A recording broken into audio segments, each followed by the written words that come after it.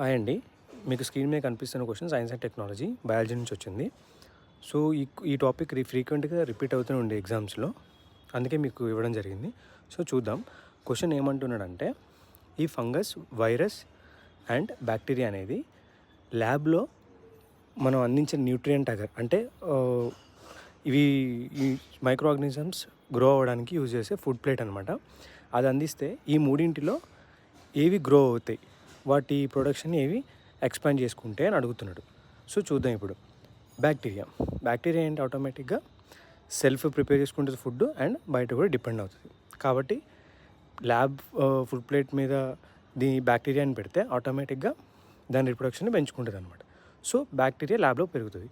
And fungus ఏంటి, bread మీద బూజు కానీ లేకపోతే టీ బార్క్ మీద పెరిగే మష్రూమ్స్ ఉంటాయి కదా పుట్టగొడుగులో, సో అవి కూడా ఆటోమేటిక్గా పెరుగుతాయి అన్నమాట ల్యాబ్లో.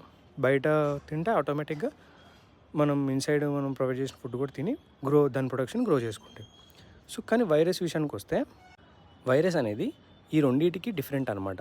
సో వైరస్ నార్మల్గా పెరగాలంటే ఒక లివింగ్ సెల్ ఉండాలి. ఎందుకంటే సెల్ లోపలే వైరస్ అనేది ఫామ్ అవుతుంది అనమాట. ఓకేనా.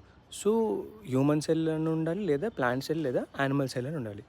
సో ఈ మూడిట్లో బ్యాక్టీరియా పెరుగుతుంది అనమాట, వైరస్ పెరుగుతుంది అనమాట. కాబట్టి ఆన్సర్ 1 and 2. ఇలాంటి ఇన్ఫర్మేషన్ మీకు కావాలంటే లైక్ అండ్ సబ్స్క్రైబ్ చేసుకోండి ఛానల్కి.